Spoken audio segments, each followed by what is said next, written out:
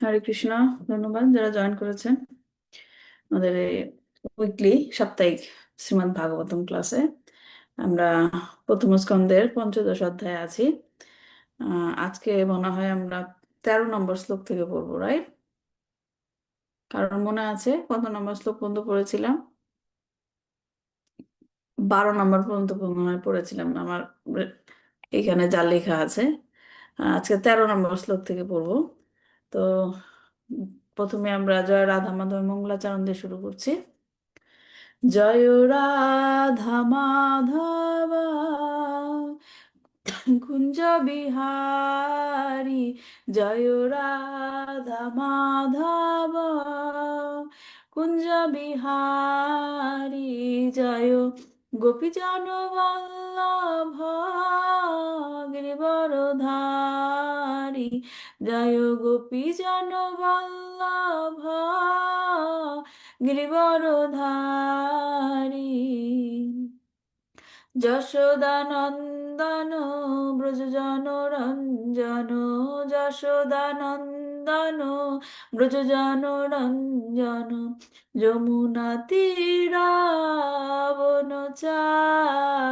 যমুনা তীরাবনচারী, জয় রাধা মাধব কুঞ্জ বিহারী, জয় রাধা মাধব কুঞ্জ বিহারী, হরে কৃষ্ণ হরে কৃষ্ণ, কৃষ্ণ কৃষ্ণ হরে হরে, হরে রাম হরে রাম, রাম রাম হরে হরে, জয় প্রভুপাদ, প্রভুপাদ, প্রভুপাদ, জয় প্রভুপাদ, জয় জয় প্রভুপাদ, প্রভুপাদ, প্রভুপাদ, জয় জয় প্রভুপাদ, নিতাই গৌরা হরি বল, হরি বল, হরি বল, নিতাই গৌরা হরি বল।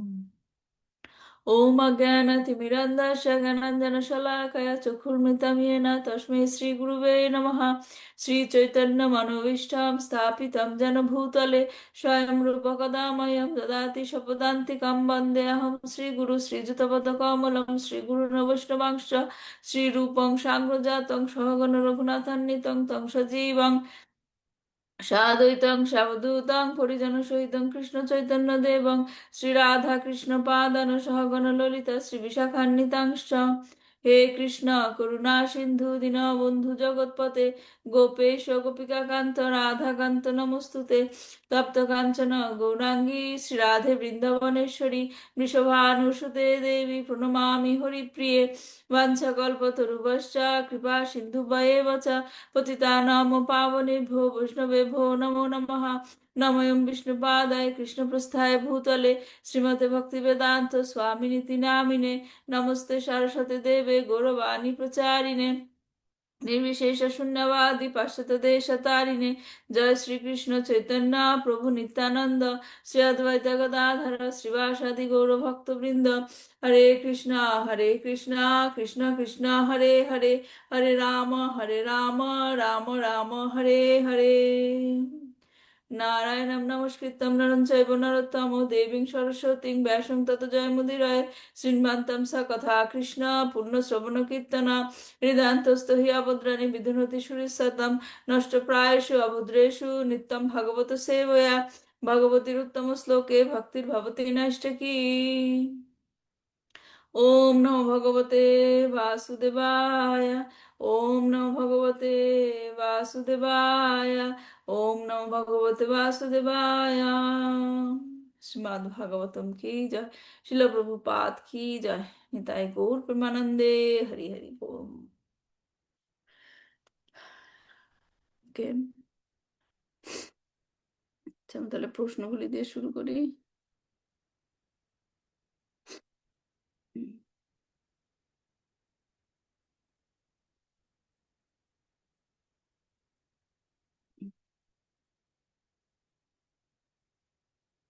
আচ্ছা, প্রথম প্রশ্নটা ছিল যে এই অধ্যায়ের 11 নম্বর এবং 12 নম্বর শ্লোকে অর্জুন ভগবান শ্রীকৃষ্ণের কোন কোন বিশেষ কৃপার কথা মনে করছেন?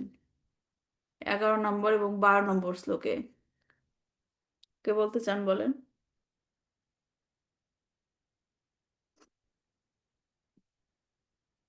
হরে কৃষ্ণ। 11 এবং 12 নম্বর শ্লোকে ভগবান অর্জুন মানে পাণ্ডবদেরকে কিভাবে সাহায্য করেছিল, কোন কোন বিশেষ ঘটনার কথা অর্জুন মনে করছে। হরে কৃষ্ণ মাতাজি, আমি বলবো। হ্যাঁ বলেন। 11 নম্বর এবং 12 নম্বর শ্লোক দুটিতে ভগবান শ্রীকৃষ্ণ পাণ্ডবদের যে দুর্বাসা মুনির ক্রোধের প্রকোপ থেকে বাঁচিয়েছিলেন এবং তার কৃপা দৃষ্টির কারণে তিনি দেবাদিদেব মহাদেবের বিপক্ষে যুদ্ধ করেও তাকে সন্তুষ্ট করতে পেরেছিলেন, সেটাই বলে মনে করছেন।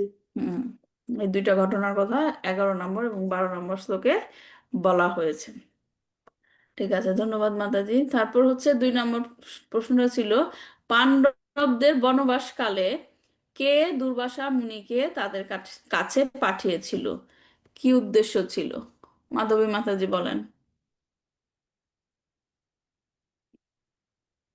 মাইকটা মিউট আছে, আনমিউট করে নেন।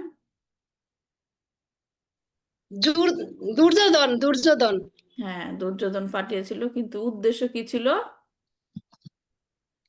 উদ্দেশ্য ছিল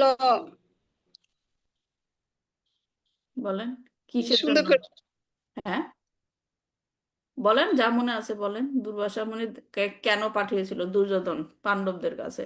তাদেরকে আশীর্বাদ করার জন্য পাঠিয়েছিল, যাতে দুর্বাসা মুনি গেলে দুর্বাসা মুনি তাদের আশীর্বাদ করবে সেই জন্য পাঠিয়েছিল, নাকি কি উদ্দেশ্য ছিল? না, ওনাদের অপমান করার লেগে, যাতে হুম। ওরা ই করে। অপমান মানে? কারণ দুর্বাসা মুনি যখনই কোথাও যায় তার 10,000 সৈন্যদের সাথে নিয়ে যায়, রাইট? এখন রাগান্বিত হইয়া হ্যাঁ, এখন তারা দুর্যোধন বুঝতে পেরেছিল যে পাণ্ডবরা এখন বনবাসে আছে, রাজপ্রাসাদে নাই। হ্যাঁ, তো 10,000 সৈন্য সহ দুর্বাসা মুনিকে আপ্যায়ন করার মতো তাদের ক্ষমতা নাই।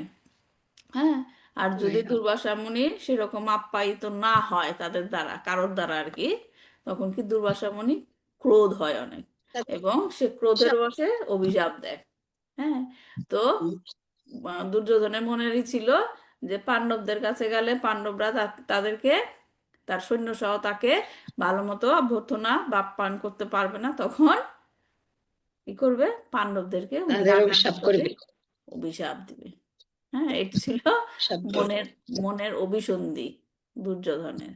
হ্যাঁ, ভালো ভালো পাণ্ডবদের ভালো হোক, সেটা সেটা তার মনের অভিসন্ধি ছিল না, তাদের ক্ষতি হোক সেই অভিসন্ধিতে সে পাঠিয়েছিল।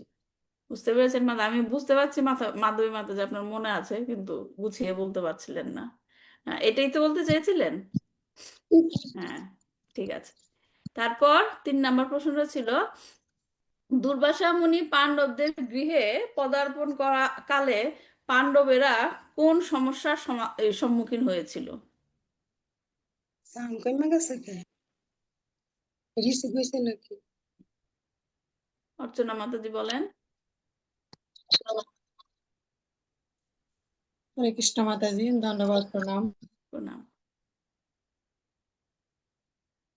আপনার, সরি, আপনার মাইকটা মিউট হয়ে গেছে, সরি সরি, একটু আনমিউট করে নেন। হ্যাঁ বলেন। খাবারের সমস্যার সম্মুখীন হয়েছিলেন, মানে দ্রৌপদী যদি একবার খেয়ে ফেলেন তাহলে সে তার গৃহে কাউকে সেবা দেওয়ার মতন কিছু থাকে না। কিন্তু 10,000 সৈন্য নিয়ে যখন দুর্বাসা মুনি পদার্পণ করছিলেন, তখন যুধিষ্ঠির মহারাজ এই বিষয়ে চিন্তিত ছিলেন। দ্রৌপদী আহার গ্রহণ করে ফেললে আর কাউকে কি করতে পারে না? সেবা দিতে পারেন না, এবং হ্যাঁ, সেবা কিন্তু দেওয়ার মতন কিছু কিন্তু থাকে না।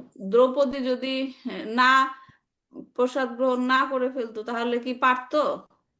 10,000? হ্যাঁ, যত মানে অতিথি আসবে তাদেরকে সে আপ্যায়ন করতে পারবেন না। কেন? কেন? আহ, এনে মানে দ্রৌপদীর কাছে বর যে প্রাপ্ত অক্ষয় ছিলেন। পাত্র ছিল সেটার কারণে। হ্যাঁ, দ্রৌপদীর কাছে অক্ষয় পাত্র ছিল। অক্ষয় পাত্র থাকার কারণে সে যে পর্যন্ত প্রসাদ গ্রহণ না করবে, সে মানে তার সে অক্ষয় পাত্র থেকে তিনি আনলিমিটেড আনলিমিটেড প্রসাদ বানাতে পারবে। হ্যাঁ, এটাই ছিল তার বর। হ্যাঁ, আচ্ছা, তারপর হচ্ছে তখন যেমন নাকি দুর্বাসা মুনি তাদের সেতে গেল এবং পাণ্ডবেরা, যুধিষ্ঠির মহারাজ চিন্তিত হলো, সবাই চিন্তিত হলো, যে সমস্যার মধ্যে পড়েছিল। হ্যাঁ, তাদেরকে সেই সমস্যা থেকে কে উদ্ধার করেছিল এবং কিভাবে? সহজ প্রশ্ন, সবারই পারার কথা। কে উদ্ধার করেছিল? হরে কৃষ্ণ ভগবান মাতাজি, ভগবান শ্রীকৃষ্ণ উদ্ধার করেছিলেন। কিভাবে? কিভাবে? ভগবান শ্রীকৃষ্ণ তো উদ্ধার করবে, জানা কথাই। ভক্তদের সে উদ্ধার হ্যাঁ, করবে। দ্রৌপদী তাকে বিপদের সময় আহ্বান করছিলেন। হ্যাঁ, এবং সে কিভাবে হেল্প করলো, উদ্ধার করলো কিভাবে? সেই ভগবান। অক্ষয় পাত্রের মধ্যে যে একটু সাকান্ন ছিল সেটা ভগবান গ্রহণ করেছিলেন এবং তাতে সবার পেট ভরে গিয়েছিল। হুম, তাহলে এখান থেকে কি শিক্ষণীয় বিষয়? এখান থেকে আমাদের কি শিক্ষা? ভগবান হচ্ছেন সর্বশ্রেষ্ঠ যোগী। হুম, হ্যাঁ, মূল শিক্ষাটা কি? ভগবান তো সর্বশ্রেষ্ঠ জানি, কিন্তু মূল শিক্ষাটা কি? ভগবানকে স্মরণ করলে, ভগবানের কাছে আত্মসমর্পণ করলে ভগবান সব থেকে রক্ষা করেন।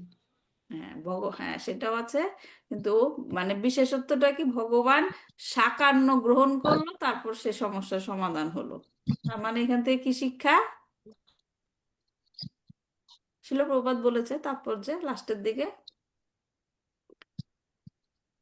ভগবানকে কি ভগবানকে সন্তুষ্ট করতে পারলে ভোগ সকলেই অর্পণ সন্তুষ্ট করলে, হয়। ভোগ অর্পণ করে প্রসাদ গ্রহণ করা উচিত সমস্ত গৃহস্থদের।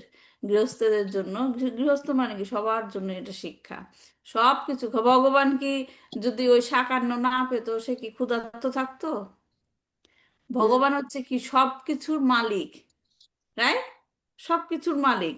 তার না, কি কোনো কিছুর অভাব আছে? আমাকে আজকে যদি শালক্কা আমাকে যদি ভোগ অর্পণ না করে, আমি সারাদিন না খেয়ে থাকবো, তাই কি? আমাকে যদি শালক্কা ভালো একটা ড্রেস না পরায়, তাহলে আমি কেমন থাকবো? ভগবান না, কি তাই? ভগবানের কি কোনো কিছুর অভাব আছে? না, হ্যাঁ, কোনো কিছুর অভাব নেই, কিন্তু আমাদের কি করতে হবে? আমাদের জীবনে যা কিছু আছে, কোনো কিছু কি আমরা, ভগবানকে অর্পণ করতে হবে। হ্যাঁ, কোনো কিছু কি আমরা নিজেরা অর্জন করেছি? কে হাত তুলে বলতে পারবে যে আমি অর্জন করেছি? কেউ বলতে পারবে? ভগবান যদি আপনাকে কিছু প্রদান না করে, যদি ভগবানের সেই কৃপা না থাকে, কোনো কিছু পাবেন জীবনে? না, তাই, তাহলে কি আমার জীবনে যা কিছু আছে আমার না ভগবানের? ভগবানের। ভগবান হ্যাঁ, এখন ভগবানকে যদি আমরা অর্পণ না করি, তাহলে কি স্বার্থপর মনে হয় না নিজেকে? হুম, হ্যাঁ, হুম, অন্যের জিনিস নিয়ে বাহাদুরি করি। হ্যাঁ, এজন্য ভগবান ভগবদ গীতাতে কি দিয়েছেন? উপায় বলে দিয়েছেন। তুমি শুধু যা কিছু করবা, যা কিছু আহার গ্রহণ করবা, যা কিছু কর্ম করবা, কি করো? আমাকে আমাকে- আমাকে অর্পণ করো। হ্যাঁ, তারপর বাকি যা হয় সব ভগবান টেক কেয়ার করবে। রাইট? তো এখানে যে সাকান্ন গ্রহণ করে সে সমস্ত বিপদ থেকে উদ্ধার করলো, এখান থেকে শিক্ষণীয়। দ্রৌপদীরা, দ্রৌপদী, পাণ্ডবেরা, ওরা তো শুদ্ধ ভক্ত, রাইট? ওরা ওরা কি এটা জানা তো জানার কথাই। তারপর ওই লীলাগুলি কেন করে? আমাদেরকে শিক্ষা দেওয়ার জন্য। আমাদেরকে শিক্ষা দেওয়ার জন্য। এই যে আমরা এখন লীলাটা পড়ছি, এখান থেকে আমরা শিক্ষা পাচ্ছি। হ্যাঁ, যে ভগবানকে সমস্ত কিছু অর্পণ করতে হয়। ঠিক আছে, তারপর শেষ প্রশ্নটা ছিল 12 নম্বর শ্লোকের তাৎপর্য থেকে আমরা কি শিক্ষা পেয়ে থাকি? 12 নম্বর শ্লোকে কি কি ঘটনা বর্ণনা করা হয়েছে? শিব, দেবাদিদেব শিবের সাথে কি অর্জুন কি করেছিল? যুদ্ধ করে তাকে সন্তুষ্ট করেছিল। এখান থেকে আমাদের কি শিক্ষা, তাৎপর্যের মধ্যে আমরা কি পাই? শিল প্রভুপাদ কি শিক্ষা দিয়েছেন বলেন?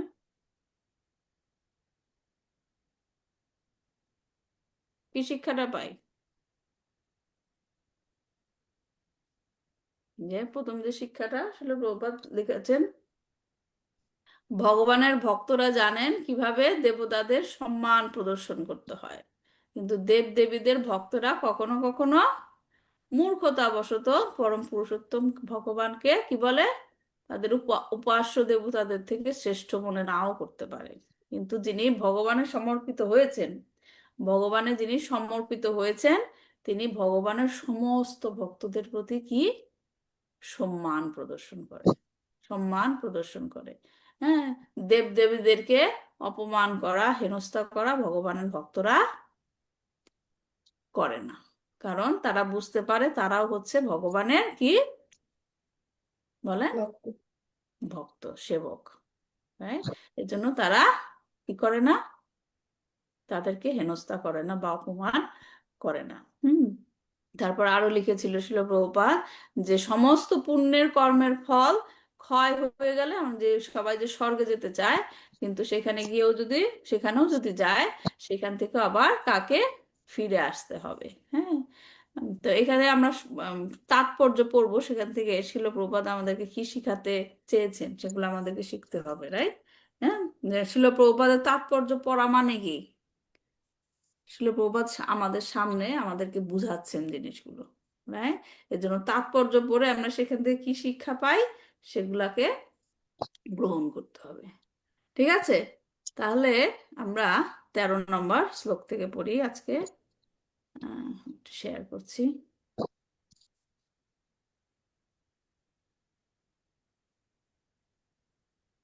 দেখা যাচ্ছে? রাইট?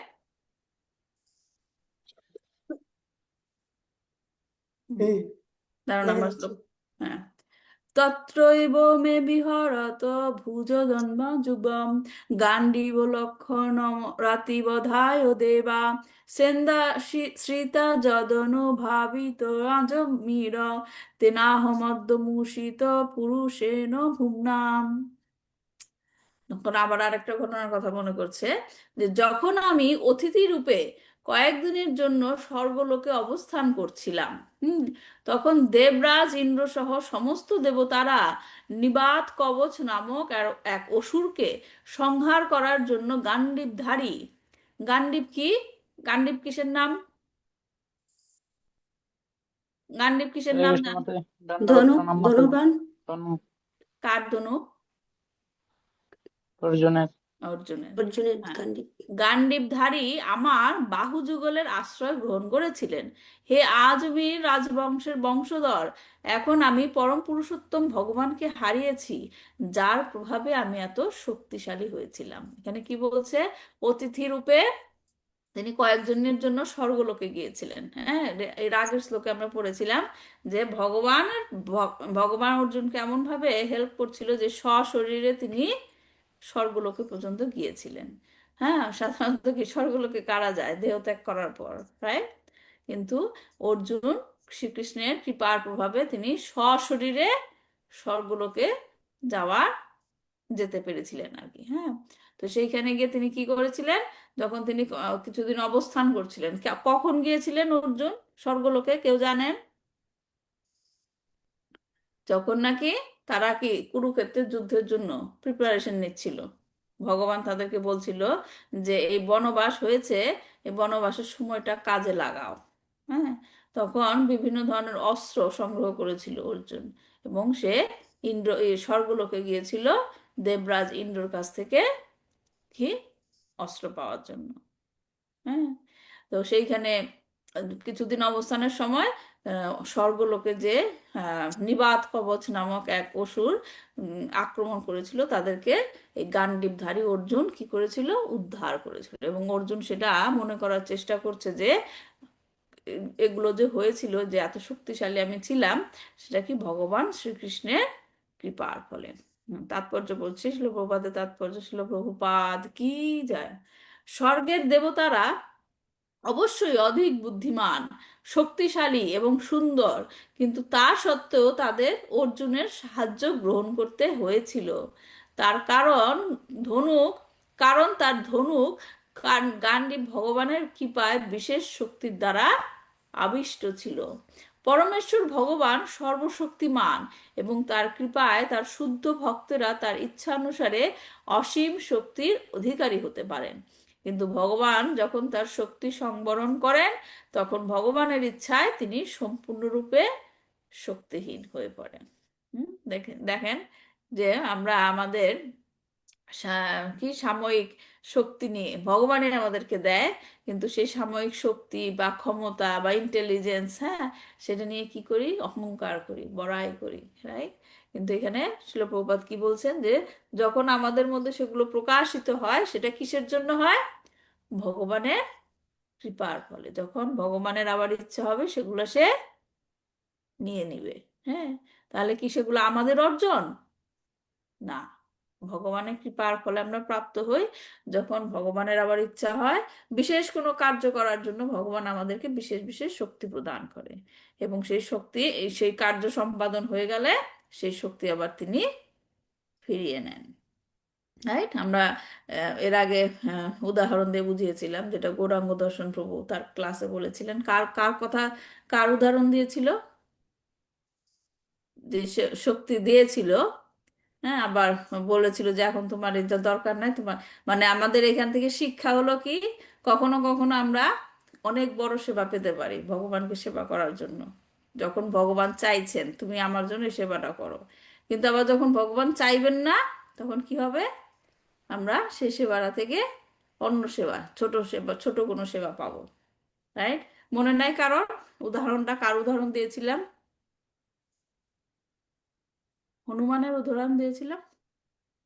হনুমানের, রাইট? হনুমান রাম রাম রাবণের যুদ্ধে অনেক সেবা তাকে দেওয়া হয়েছিল, কিন্তু কুরুক্ষেত্র যুদ্ধে তাকে কি সেবা দেওয়া হয়েছিল?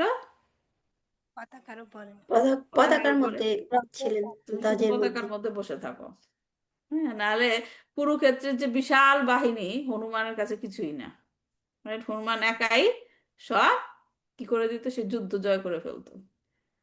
কিন্তু ওই সময়ে কৃষ্ণ চেয়েছিল অর্জুন এটা করুক, হনুমান নয়, রাইট? এজন্য যখন তার মানে যেই ভক্তকে সে যখন সিলেক্ট করবে, সে তখন সেই কাজই করবে। এর জন্য আমাদের এখান থেকে শিক্ষণীয় যে আমরা অনেক সময় মন্দিরে গিয়ে বড় বড় সেবা না পেলে মন খারাপ করি, রাইট? কিন্তু আমাদের যে মানে দৈনন্দিন জীবনে আমাদের যে পার্মানেন্ট যে সেবা, আমাদের পার্মানেন্ট সেবা কি ভগবানের জন্য? পার্মানেন্ট সেবা কি এভরিডে করতে হয়? হ্যাঁ বলেন। ভগবানের হ্যাঁ, ভগবানকে সেবা ভগবানকে তো সেবা করবেনই, সবই তো ভগবানের সেবা।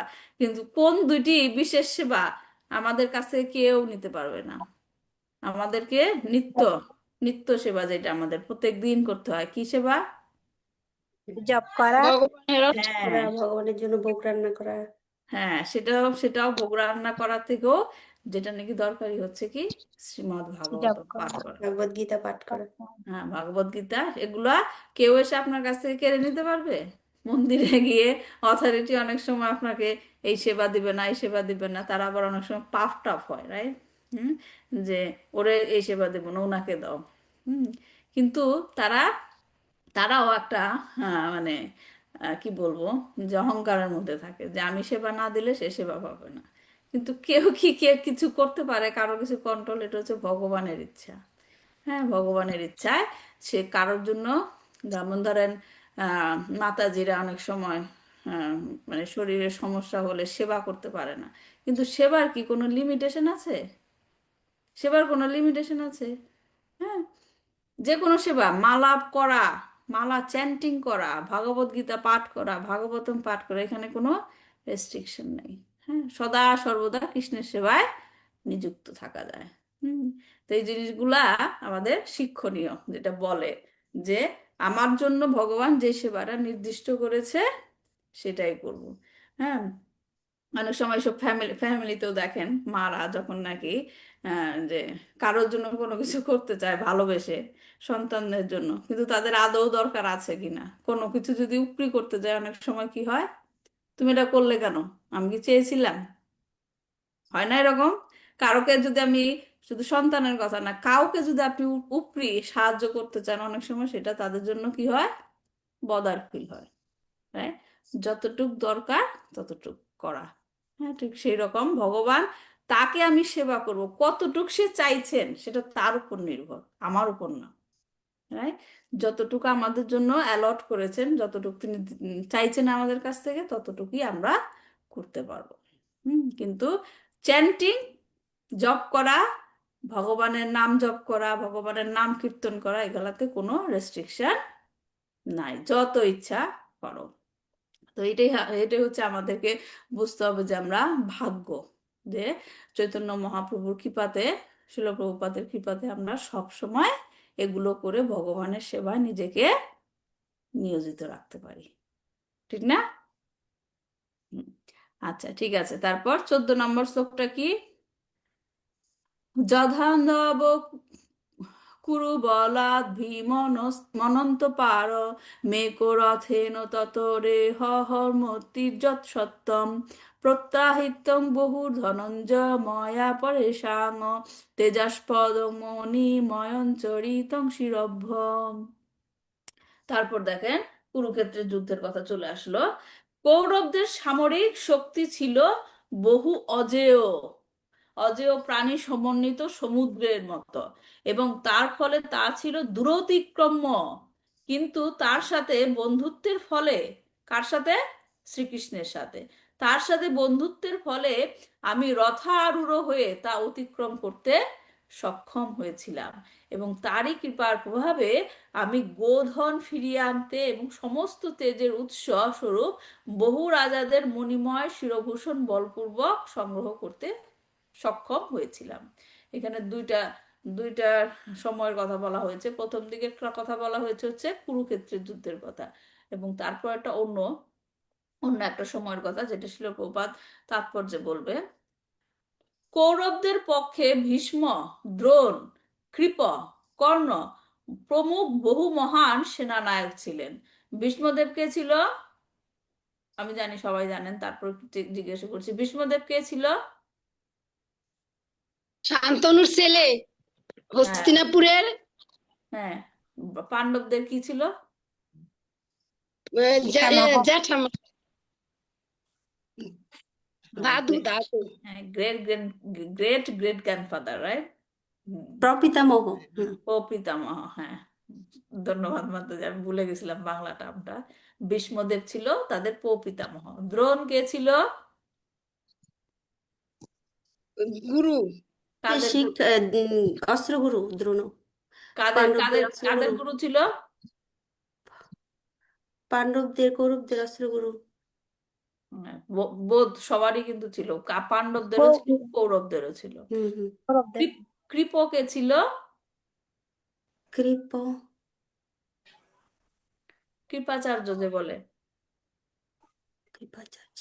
তাদের কুলগুরু ছিল, রাইট? কুলগুরু। হ্যাঁ, কৌরবদের। কর্ণ কে ছিল? কুন্তি পুত্র কুন্তির বড় ছেলে। আর কি কুন্তি পরিচয় কর্ণ? দুর্যোধনের বন্ধু। দুর্যোধনের দুর্যোধনের কাকা। বন্ধু। হুম। হ্যাঁ, দুর্যোধনের বন্ধু ছিল।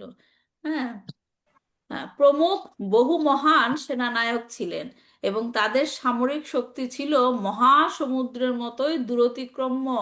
কিন্তু তা সত্ত্বেও শ্রীকৃষ্ণের কৃপায় রথারূঢ় হয়ে অর্জুন একাকী একের পর এক তাদের সকলকে অনায়াসে সংহার করতে সক্ষম হয়েছিলেন। কৌরবদের পক্ষে একাকী সেনাপতির, অনেক সেনাপতির পরিবর্তন হয়েছিল, কিন্তু পাণ্ডবদের পক্ষে শ্রীকৃষ্ণ চালিত রথে আরু আরূঢ় অর্জুন একাকী সেই মহাসমরের সমস্ত দায়িত্ব বহন করেছিলেন। তেমনি পাণ্ডবেরা, এই যে প্রথমে বললাম না, এখানে দুইটা ঘটনার কথা বলছে। প্রথমটা হচ্ছে কি, কুরুক্ষেত্রের যুদ্ধের কথা বলছে, যে এত সৈন্য ছিল। হ্যাঁ, পাণ্ডবদের এবং কৌরবদের সৈন্যের সংখ্যা কি এক ছিল কুরুক্ষেত্রের যুদ্ধে? না, না, কৌরবদের ছিল বিশাল বিশাল সৈন্যবাহিনী। আমার ক্যালকুলেশনটা মনে নাই, ক্যালকুলেশন ছিল একটা, যে কম্পেয়ার করার জন্য। কিন্তু তারপরও যে ইসের, এমনকি কৌরবদের শ্রীকৃষ্ণের নারায়ণী সেনা পর্যন্ত ছিল, রাইট? জানেন তো, রাইট? কৃষ্ণের নারায়ণী সেনা সেগুলোও ছিল কিসে? কৌরবদের পক্ষে। কিন্তু তারপরও পাণ্ডবরা জিতেছিল। কেন? ভগবানের কৃপা ছিল। ভগবানের জন্য, ভগবানের ভগবান কৃপা পক্ষে ছিল। ছিল। হ্যাঁ, অর্জুন অর্জুন নারায়ণী সেনা চায় নাই, কাকে চেয়েছিল? ভগবান। ভগবানকে। তুমি আমার সাথে থেকো, তুমি আমার, তাহলে এখান থেকে আমাদের শিক্ষণীয় কি, আমাদের জীবন একটা সংগ্রাম, রাইট? আমরা প্রত্যেক দিন সংগ্রাম করে চলেছি, রাইট? কিন্তু এই সংগ্রামে যদি আমরা কৃষ্ণকে কাছে রাখি, তাহলে কি সেই কুরুক্ষেত্রের মতো যুদ্ধ যেমন অর্জুন জয় করতে পেরেছিল, আমাদের এই জীবন সংগ্রামও আমরা জয় করতে পারবো। হ্যাঁ, আমরা যদি সংগ্রামে নিজেকে প্রোটেক্ট করতে চাই, তার থেকে কি দরকার? কৃষ্ণের শরণাগতি হয়ে থাকা। কৃষ্ণই প্রোটেক্ট করবে। এর আগে আমরা ভাগবতম ক্লাসের প্রথম দিকে একটা এই দিয়েছিলাম, উদাহরণ দিয়েছিলাম, হয়তো অনেকের মনে আছে, আমি আবার বলছি। ধরেন একটা বিড়াল, রাইট? কারা ছিল প্রথম দিকে ক্লাসে, মনে আছে কিনা? বিড়াল তার বাচ্চাকে নিয়ে কিভাবে এক স্থান থেকে আরেক স্থানে যায়? কিভাবে নিয়ে যায় বিড়াল তার বাচ্চাগুলোকে? কামড় দিয়ে, মুখে ঘাড়ের মধ্যে কামড় দিয়ে। করে আর একটা দিয়া বানর কিভাবে তার বাচ্চাদেরকে নিয়ে যায় এক জায়গা থেকে আরেক জায়গায়? পিঠে করে। পিঠে অথবা বুকের মধ্যে ঝুলে থাকে বাচ্চাটা, রাইট? হ্যাঁ, এখন বিড়ালটা যখন তার বাচ্চাগুলোকে নিয়ে যায়, সেখানে কি মা বাচ্চাগুলোকে ধরে রাখে, হুম হুম। রাইট? আর বানর যখন তার বাচ্চাগুলোকে নিয়ে যায়, বাচ্চাগুলো কি করে? মাকে ধরে ধরে রাখে। রাখে। মাকে ধরে রাখে। এখন কোনটা সেফ বলেন? কোনটা হুম, সেফ? যখন মা মা বাচ্চাকে ধরে মা রাখে। ধরে রাখে ওটাই। একজন একজন করে বলেন, মাধবী মাধবী বলেন, কোনটা সেফ মনে হয়? বানরদের ক্ষেত্রে সেফ নাকি মানে বাচ্চাটার জন্য, নাকি বিড়ালদের ক্ষেত্রে বাচ্চাটা সেফ? বিড়ালের ক্ষেত্রে বাচ্চাদের সেভ। বিড়ালের ক্ষেত্রে। আর আর কে বলতে চান? তাপসী মাধবী বলেন। বিড়ালে বিড়াল যখন ও ধরে রাখে, মা তো ফেলাতে পারবে না বাচ্চাকে। হুম। আর বাচ্চা বানর তো ঝুলাই থাকে, পড়ে যাওয়ার সম্ভাবনা থাকে, কারণ তখন তো মা ধরে রাখতে পারে। শালকা মাধবী। বিড়ালের ক্ষেত্রে সে বাচ্চাদের হ্যাঁ, বাচ্চাদের তাহলে সাথে। আমাদের যখন ভগবানের কাছে শরণাগত হব, তাহলে কি আমরা তো অবশ্যই শরণাগত হব, রাইট? কিন্তু আমরা কি চাই? কৃষ্ণ আমাদেরকে ধরে রাখুক, কারণ কৃষ্ণ কখনো আমাদেরকে ছেড়ে দিবে না। কৃষ্ণ কখনো আমাদের ছেড়ে দেবে, আমরা ভুলে যেতে পারি কৃষ্ণকে। আজ মনে আছে, 10 দিন পরে ভুলে যেতে পারি এই জগৎ সংসারের মায়ার আকর্ষণে, হ্যাঁ, আকর্ষিত হয়ে।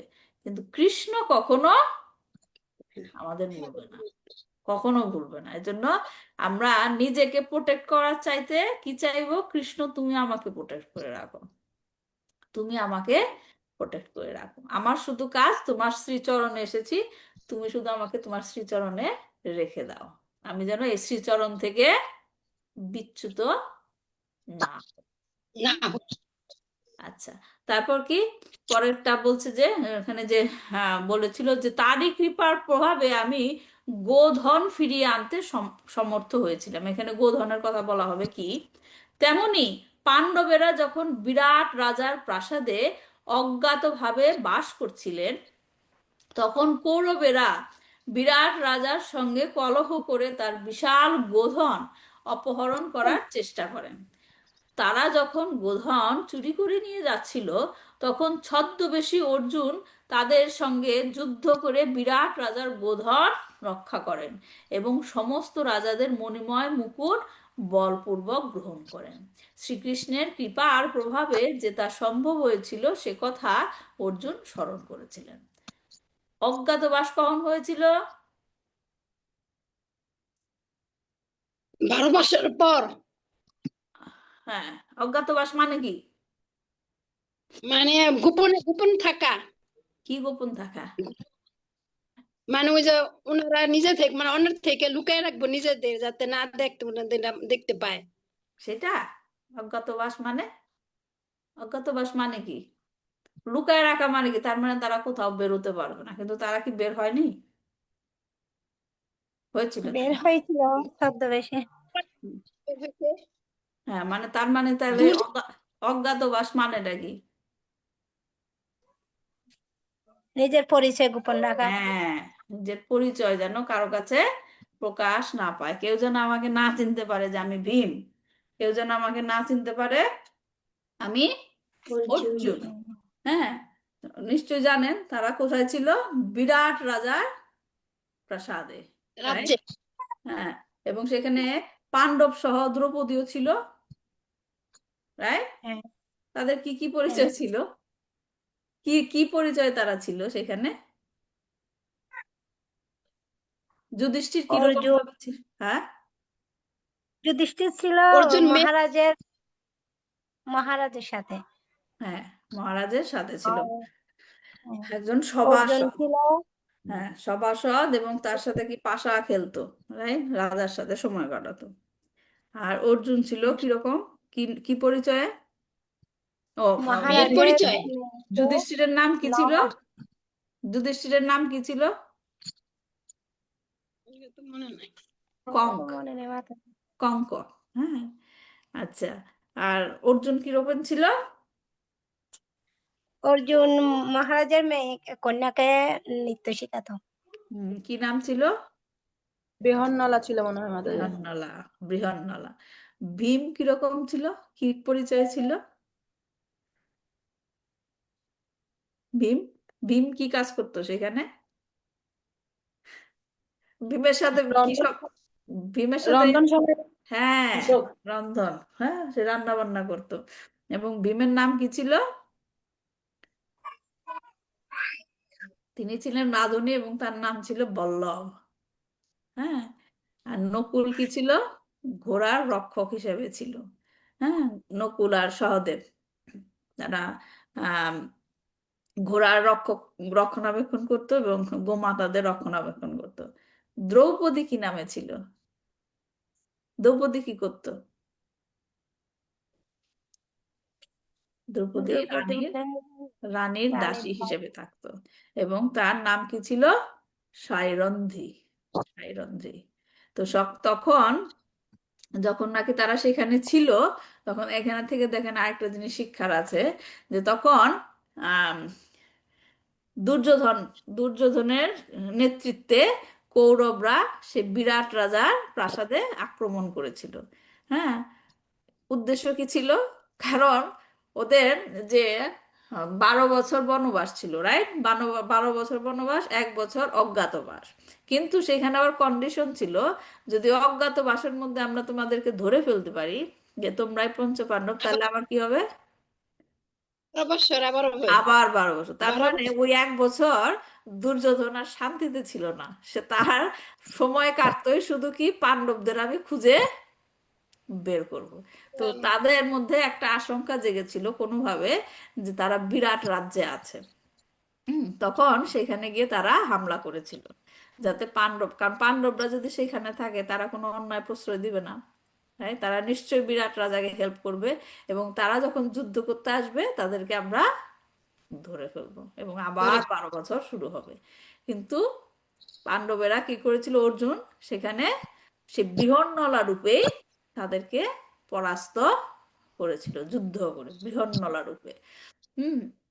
বৃহন্নলা মানে তার কি ক্যারেক্টারটা ছিল বুঝতে পারছেন তো? নপুংসক, ছেলেও না মেয়েও না আর কি। হ্যাঁ, তো এইখানে দেখেন যে কৌরবদের বিরুদ্ধে যুদ্ধ শুধুমাত্র কিন্তু কুরুক্ষেত্রের যুদ্ধে প্রথম হয় নাই, রাইট? এইখানেও যুদ্ধ হয়েছিল, এবং অর্জুন একা তাদেরকে পরাস্ত করেছিল। পরাস্ত।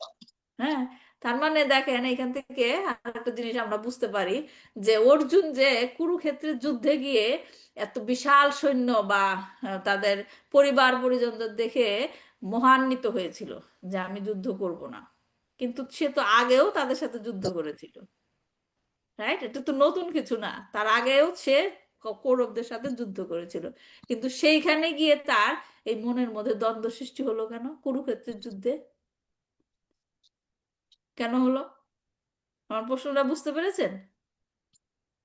বুঝতে পারেন নাই? গীতা শালক্য অধ্যয়ন করার জন্য। শালক্য মাতাজি প্রশ্নটা বুঝতে পারেন নাই? কুরুক্ষেত্রের যুদ্ধের শুরু হওয়ার আগে যখন কৃষ্ণের সাথে সে কুরুক্ষেত্রের যুদ্ধে প্রবেশ করলো, অর্জুন বলল না যে আমি যুদ্ধ করব না, কারণ তার আত্মীয় পরিজনদের দেখে তার মনে ভাবের সৃষ্টি হলো, রাইট? কিন্তু সে তো আগেও যুদ্ধ করেছিল, যে এখানে বিরাট রাজার সাথে, বিরাট রাজাকে রক্ষা করার জন্য। হ্যাঁ, সে তো আগেও যুদ্ধ করেছিল, তাহলে সেটা তো নতুন না। কিন্তু কুরুক্ষেত্রের যুদ্ধে গিয়ে তার এই ভাবের উদয় হলো কেন? ওদের মেরে ফেলবে একটা সময় আত্মীয় স্বজন এখানে থাকে। হ্যাঁ, সব আত্মীয় স্বজন দেখা। হ্যাঁ। সে কিন্তু সব আত্মীয় স্বজন তো সে বিরাট রাজার ওইখানেও বিরাট রাজ্যেও সে দেখেছিল, যুদ্ধ করেছিল এবং পরাস্ত করেছিল। তখন তো তার এই ভাবের উদয় হয় নাই, কুরুক্ষেত্রের যুদ্ধে হলো কেন? তখন তার মনে হয়েছিল যে সে মানে সবাইকে আহত করে দিবে, এবং এর পরবর্তীতে মানে মাতা যারা যারা গৃহবধূরা থাকবে সবাই মানে কি একদম বংশধর থাকবে না, এটা নিয়ে বন্যা সংকট উৎপাদন হবে, এটা নিয়ে ওনার সেটা তো সেখানে ব্যাখ্যা করা হয়েছিল। আমার প্রশ্ন হচ্ছে সিচুয়েশনটা একই, কিন্তু ওইখানে সে চিন্তা করছিল, এইখানে সে চিন্তা করে নাই কেন? আসলে ভগবান চাই নাই বলে ভগবানের চিন্তা অধ্যয়ন করার জন্য। ভগবানের লীলা। ভগবান চেয়েছিল আমি এখন ভগবত গীতা বলবো, ভগবত গীতা বলবো, এবং অর্জুনের মধ্যে যদি ওই শঙ্কা সৃষ্টি না হতো তাহলে কি ভগবত গীতা বলা হতো? না। না মাতা। না। এজন্য ভগবানের ইচ্ছা হয়েছিল তখন যে অর্জুনের মধ্যে ভাব হবে, এবং আমি সকল আমাদের জন্য আর কি, আমাদের কথা চিন্তা করেছিল ভগবান, ওদের জন্য আমার এখন ভগবত গীতা বলতে জ্ঞান হবে। দিবে। হ্যাঁ, বলতে হবে, এই কারণে সেই জিনিসটা সৃষ্টি হয়েছিল। তো যাই হোক, এই হলো বিরাট রাজার প্রাসাদে অজ্ঞাতবাস ছিল তখন। তখন সেই বৃহন্নলা রূপে অর্জুন তাদের সাথে যুদ্ধ করে সেই গোধন রক্ষা করেছিল, এবং সেটা অর্জুন এখানে মনে করছে যে সেটাও সম্ভব হয়েছিল, যে আমি একা এত বিশাল বাহিনীর সাথে যুদ্ধ করে পরাস্ত করেছিলাম, এটা সম্ভব হতো না যদি না কি কৃষ্ণ ভগবান না চাইতেন। কৃষ্ণ কৃপা কৃষ্ণ না হয়। হ্যাঁ। না। আচ্ছা, তারপর 15 নম্বর শ্লোকটা আপনারা দেখতে পাচ্ছেন, রাইট? আমি শেয়ার করেছিলাম, 15 নম্বর শ্লোকটা পড়ছি।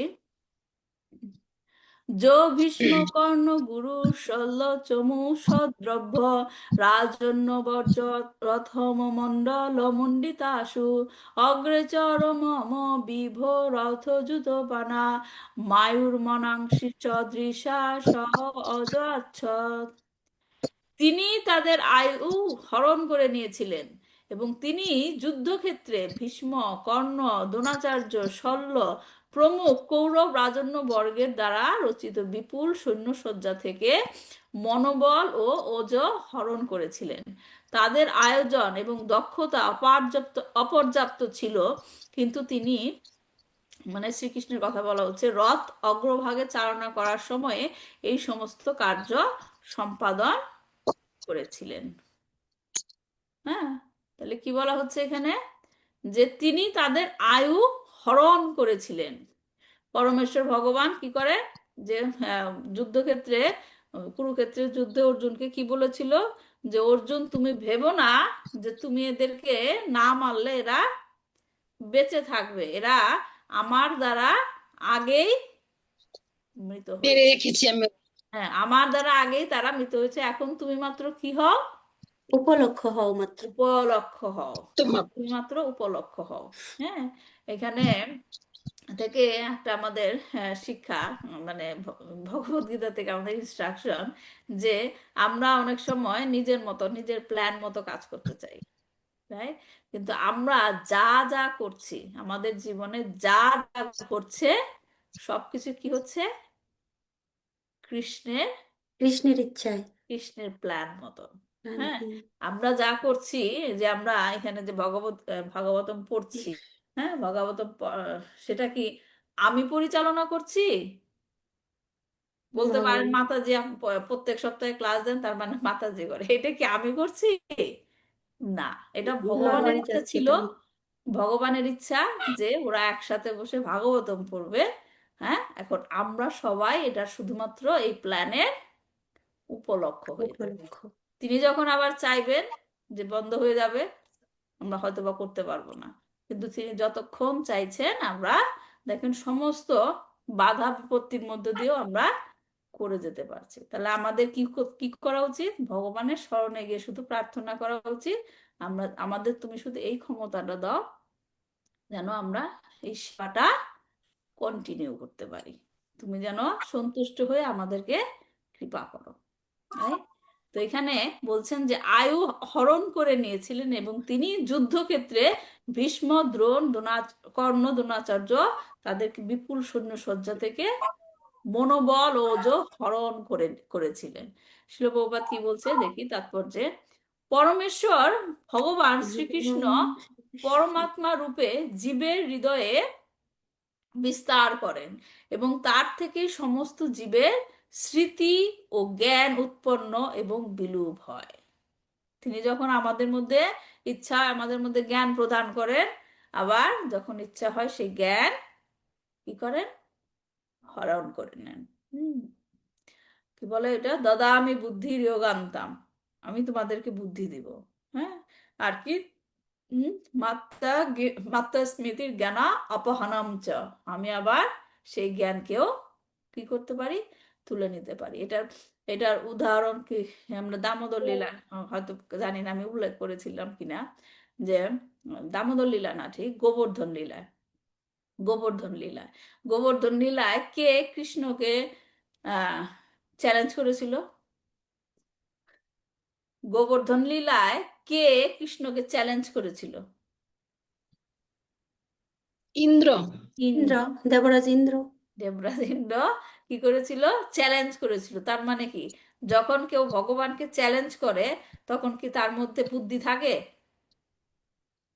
না না। না হ্যাঁ, কিন্তু সেই ইন্দ্র যে নাকি যখন কংসের অত্যাচারে পৃথিবী মা ভূমি মাতা অতিষ্ঠ হয়ে গিয়েছিল, তখন ভূমি মাতা কি কার কাছে গিয়েছিল? ব্রহ্মার কাছে, যে রক্ষা করো, কি হবে? তখন তারা সবাই মিলে ব্রহ্মা, ইন্দ্র এবং ভূমি মাতা তখন কোথায় গিয়েছিল? শ্বেতসাগরে। শ্বেতসাগরে ভগবানের কাছে প্রার্থনা জানাতে। হ্যাঁ, এবং কারণ সবাই শ্বেতসাগরে গিয়ে ভগবানের সাথে কথা বলতে পারে না, তার দর্শনও পায় না, কিন্তু ব্রহ্মা কি করতো? তার কাছ থেকে মেসেজ পেত এবং ব্রহ্মা সেটা কি সবাইকে জানাতো যে ভগবান এটা বলেছে। তাহলে ইন্দ্র সেখানে গিয়েছিল ভগবানের মানে সাহায্য পাওয়ার জন্য, এবং ব্রহ্মা যখন তাকে বলল যে ভগবান শ্রীকৃষ্ণ রূপে অবতীর্ণ হবেন, তিনি সেটা জানতো কি না ইন্দ্র, যে ভগবান শ্রীকৃষ্ণ রূপে ধরাধামে আসছে কংসের হাত থেকে রক্ষা করার জন্য? বুঝতে পারছেন জিনিসটা? তার মানে কি ইন্দ্রের মধ্যে সেই জ্ঞানটা ছিল, ভগবান শ্রীকৃষ্ণ রূপে আসছেন, তিনি জানতো শ্রীকৃষ্ণই হচ্ছেন ভগবান, কিন্তু সেই ইন্দ্রই কৃষ্ণকে চিনতে পারলো না এবং কৃষ্ণের প্রতি চ্যালেঞ্জ করলো। তাহলে কি জ্ঞান প্রথমে ভগবান দিয়েছিল এবং সেই জ্ঞানটা সে হরণ করে নিয়েছিল। ইন্দ্রের কাছ থেকে জ্ঞান হরণ করে নিয়েছিল কেন? এমনি এমনি নিয়ে নিল জ্ঞানটা হরণ করে? হ্যাঁ, ইন্দ্রের অহংকার হয়েছে। ইন্দ্রের অহংকার হয়েছিল এবং সেই অহংকার ধ্বংস করার জন্য তার জ্ঞানটা নিয়ে নিয়েছিল। তাহলে আমরা কি চাই আমাদের জীবনে এমন হোক, আমাদের জ্ঞান কৃষ্ণ নিয়ে নিক? রাইট? আমাদের জীবনের এমন কোনো মুহূর্তের কথা চিন্তা করলে আমার হাত পা কাঁপে, যে আমি একটা মুহূর্তের জন্য যদি কৃষ্ণকে ভুলে যাই, এটা হচ্ছে সর্বোচ্চ ভয়। রাইট?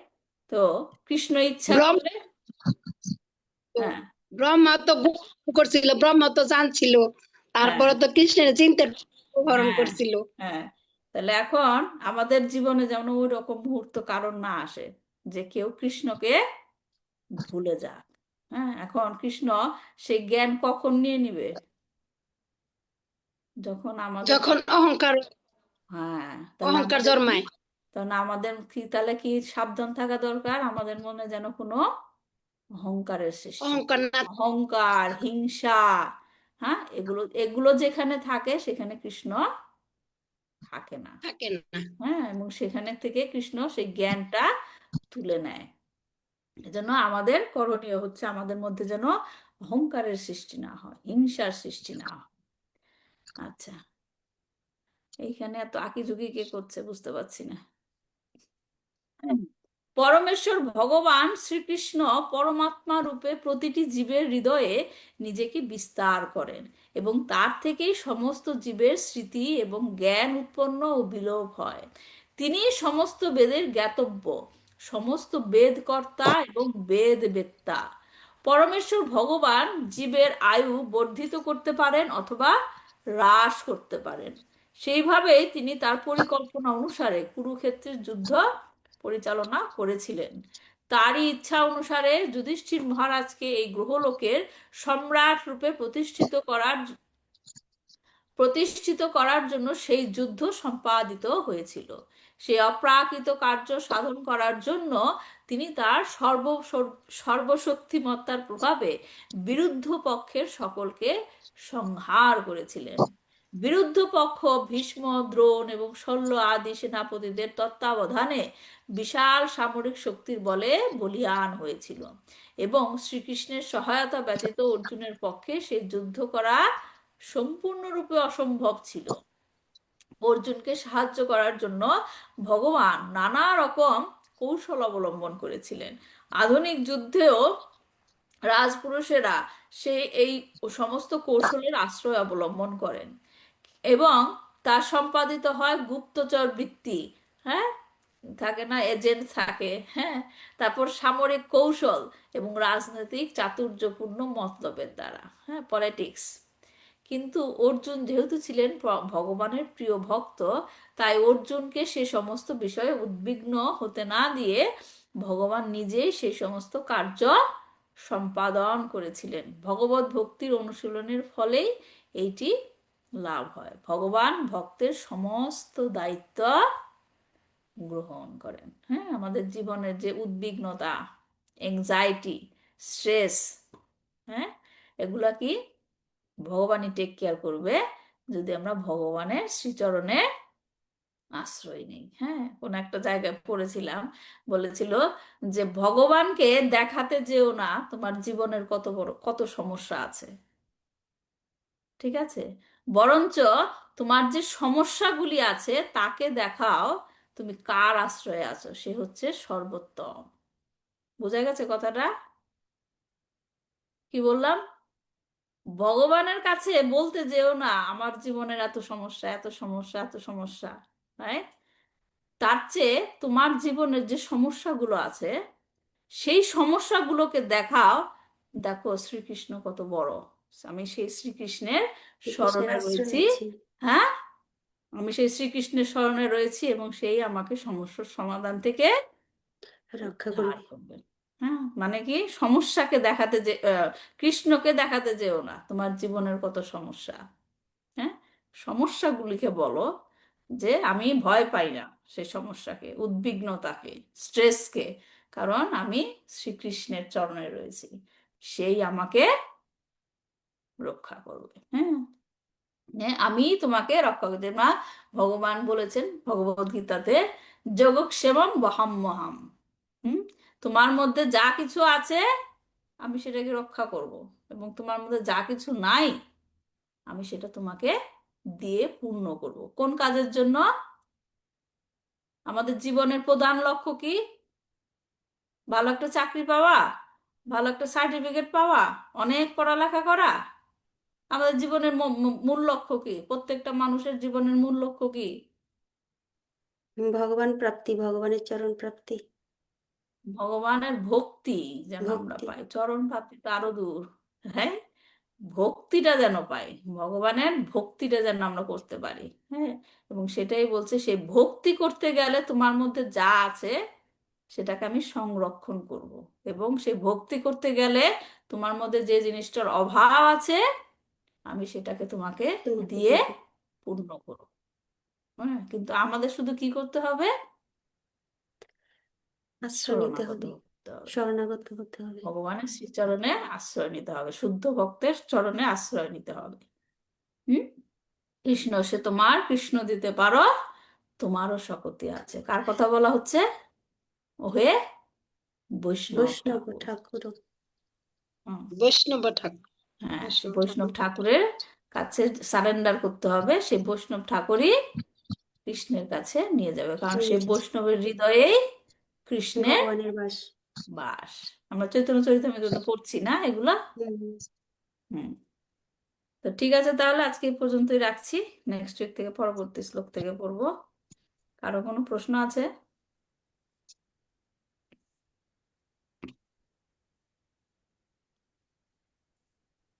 নাই কারো প্রশ্ন? সব বোঝা হয়ে গেছে? আচ্ছা, ঠিক আছে, তাহলে ভালো থাকবেন সবাই। কালকে দেখা হবে চৈতন্য চরিতামৃত ক্লাস নিয়ে। वंशकल्पतरुभ्यश्च कृपा सिन्धुभ्येव च पतितानां पावनेभ्यो वैष्णवेभ्यो नमो नमः। श्रीमद् भागवतम की जय। शिल प्रभुपाद की जय। निताई गौर प्रेमानंदे। हरि हरि बोल। হরে কৃষ্ণ রাম রাম